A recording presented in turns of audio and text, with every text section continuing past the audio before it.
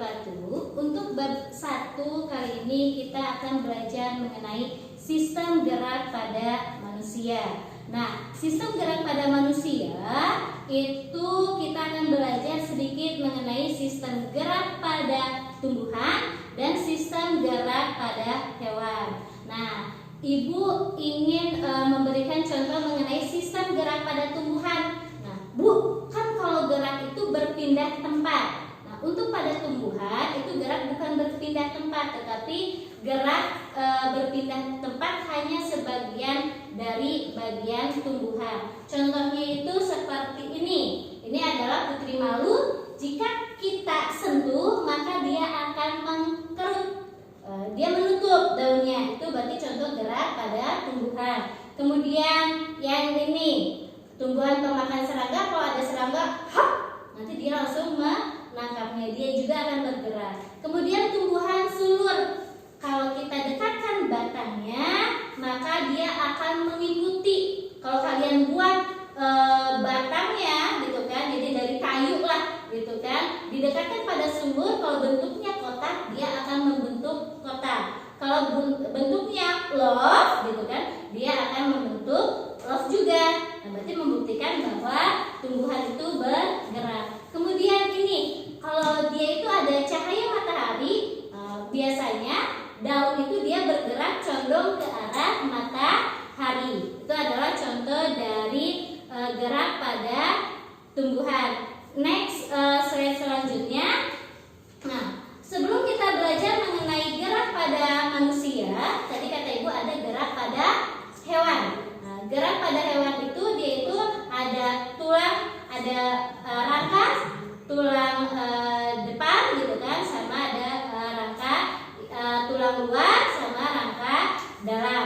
Nah, untuk gerak pada manusia dia berhubungan dengan tulang dan otot. Tulang itu adalah alat gerak aktif, sedangkan tulang itu adalah alat gerak pasif, sedangkan otot itu adalah alat gerak aktif. Nah, ini adalah contoh dari tulang kepala kalian.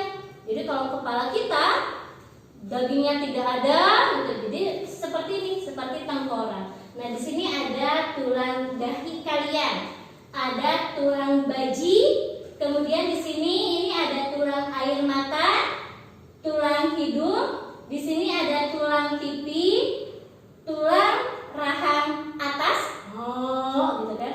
Kemudian itu ada tulang lidah, kemudian di sini tulang rahang bawah. Kemudian ada tulang ubur-ubur, tulang pelipis, dan tulang tengkorak. Pasti kalian akan bertanya, Bu, kenapa kok di sini ada bagian-bagiannya? Ini itu apa sih? Ini yang disebut dengan sendi. Rata-rata untuk tulang tengkorak itu sendinya itu adalah sendi mati.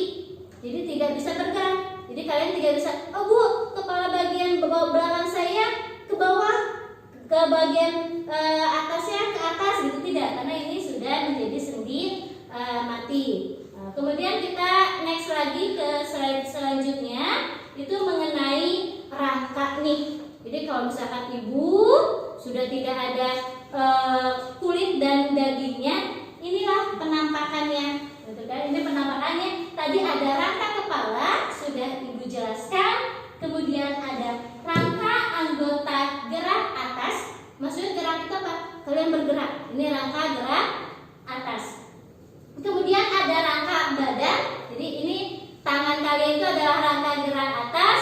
Kemudian itu rangka badan, berarti seluruh badan kalian. Kemudian ada rangka anggota gerak bawah. Itu dia dari kaki. Kaki itu dia dari rangka anggota gerak bawah, gitu kan. Next ke slide selanjutnya. Nah, di sini tadi sudah Ibu jelaskan untuk yang bagian tengkorak. Kemudian itu lihat di sini ada rangka ruas-ruas tulang leher nih, ini tulang leher kalian.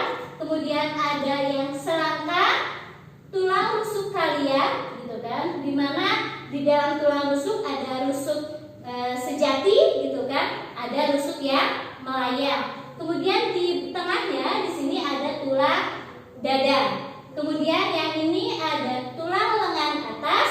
Kemudian yang di sininya, gitu kan? Dia itu ada tulang lengan bawah. Tulang lengan bawah itu terdiri dari tulang hasta dan tulang pengumpil. Ada tulang pergelangan tangan kalian. Kemudian nanti ada tulang telapak tangan kalian dan ada tulang jari-jari kalian. Kemudian itu, nah dari sini ini ada tulang panggul, kemudian tulang pinggang. Nah di bawah di sini, di sini ada tulang ekor. Jadi kalau misalkan kalian raba di daerah paling bawah itu ada tulang, itu adalah tulang ekor kalian. Nah ingat, tulang ekor itu harus hati-hati. Kalau memang misalkan dia itu retak, nah akan mengakibatkan kelumpuhan. Kemudian itu di sini ada tulang paha. Nah kemudian di sini ada tulang kering dan ada tulang betis. Tulang kering yang mana? Yang bagian atas. Jadi kaki kalian yang depannya itu, bagian depan itu adalah tulang kering. Nah bagian belakangnya itu adalah tulang betis. Kemudian ada tulang pergelangan kaki. Kemudian ada tulang jari-jari kaki. Nah, selain di pertulangan, gitu kan, kalau kalian lihat di dalam rangka di sini ada yang disebut dengan sendi. Rata-rata di sini nih, misalkan di daerah antara lengan atas dengan lengan bawah, antara tulang hasta, itu ada yang disebut dengan sendi engsel. Kenapa? Karena dia bergerak dua. Kemudian itu kalau misalkan yang daerah sini, berarti di daerah tulang pergelangan sampai ke yang tulang yang misalkan di sini, nah, ini adalah yang disebut dengan sendi peluru karena dia bergerak ke segala arah. Kemudian ada sendi putar, biasanya di jari, dia hanya dua.